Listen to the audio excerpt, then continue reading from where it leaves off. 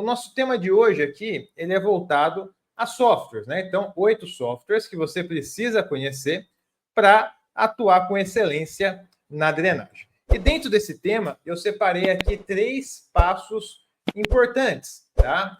Sendo o primeiro passo, trazendo um pano de fundo, né, de um porquê você deve investir o seu tempo aprendendo essas ferramentas que eu vou mostrar para vocês. Por que é interessante para você que atua com drenagem e quer crescer nessa área?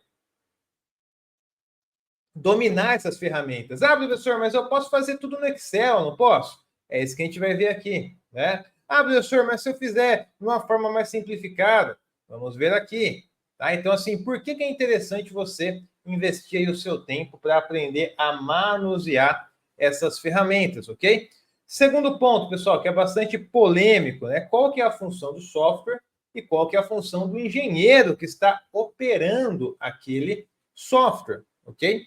O software não veio para substituir o engenheiro, mas sim para auxiliar o engenheiro, né, na execução de alguns projetos, de alguns dimensionamentos, de modelagem, etc, etc. Então, qual que é a função que nós devemos ter, nosso dever ali perante essas ferramentas e o que nós podemos esperar dessas ferramentas? E por fim, né, as principais ferramentas aqui, os principais softwares que você não pode mais negligenciar. Muitas vezes fala assim, ah, não, eu vou começar a utilizar a ferramenta, vou começar a estudar, mas você está postergando.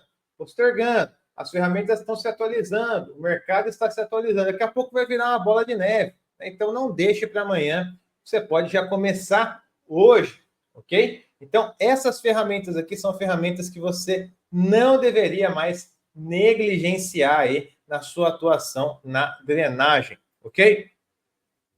Então, vamos lá, pessoal. Primeiro ponto aqui, por que aprender a manusear softwares de drenagem? Coloquei 3 pontos principais para você refletir aqui comigo. Primeiro ponto, a tecnologia, ela entrou na engenharia e esse é um caminho sem volta. Ou seja, né, nós temos aí em vários cenários da engenharia essa situação, não só da engenharia, mas de outros mercados, outras atuações. Mas se a gente for pegar o nosso campo, olha só, projeto na prancheta, né, nanquim e prancheta. Hoje em dia ninguém mais faz projeto assim. Ah, não faz porque o projeto é feio, é ruim. Não, é artístico, tem um valor lá, até artístico, né? Além de técnico artístico, mas assim, a tecnologia chegou no mercado. Hoje nós temos o AutoCAD, tem o Civil 3D, o BIM. Então, os profissionais que ficaram somente no nanquim e caneta, nanquim e prancheta, não encontram mais espaço para atuar hoje no mercado. Tá? Então, a tecnologia ela está aí, não adianta a gente fazer vista grossa, falar, não, vou usar não, porque serve para nada, bate no peito, vai fazer tudo sozinha. Olha, você pode até tomar essa decisão, né? Cada um é livre para tomar a sua decisão, mas você pode estar deixando ali muitos novos horizontes na mesa, né? Possibilidades ali de novos horizontes na mesa. Por quê? Porque olha só, hoje nós podemos contar com o poder do processamento dos computadores. Nós podemos contar com a representação gráfica que esses computadores trazem, né, às nossas mãos. Tá? Então, poder de processamento dos computadores é contar com o braçal do computador. Ok? Vou dar um exemplo aqui para vocês, pessoal. Imagine o seguinte: você fez seu projeto todo de drenagem urbana utilizando um Excel. Colocou trecho de rede, calculou raio hidráulico, velocidade, beleza. Agora, se o seu desagüe final for numa região que tem influência da maré, for numa região que tem influência do curso d'água, né? Ora, a sua saída está saindo livre, ora está saindo em carga, porque já tem uma coluna de água na saída, cria um remanso. Então, existem N e N possibilidades que fogem da análise de uma planilha mais simplificada. E você até pode fazer uma análise de remanso no Excel, isso é totalmente possível. Mas você fazer uma análise de remanso para vários cenários, para vários passos no tempo, para várias configurações, com água, sem água, isso daí já começa a ficar bastante complicado. Em termos de tempo, vai onerar demais, né, a sua agenda. Ok? Ah, mas eu quero ver ali a confluência de um curso d'água, eu quero ver uma escada hidráulica. Ah, mas eu quero ver um dispositivo diferente. Ah, quando chega no PV, a queda do PV, influência de maré. Quero ver toda a dinâmica do escoamento. Quero ver mancha de inundação. Tudo isso que são esses novos horizontes possíveis aí, se nós não estivermos atentos a essas ferramentas e manuseando bem essas ferramentas, esses novos horizontes vão ficar distantes, né? Então, obviamente, você tem a liberdade de ignorar, né, negligenciar as ferramentas, mas, do meu ponto de vista, não é tão inteligente, porque você pode, com elas, expandir os seus horizontes e, ainda mais, valorizar ainda mais o seu trabalho. Tá? Você que desenvolve projeto,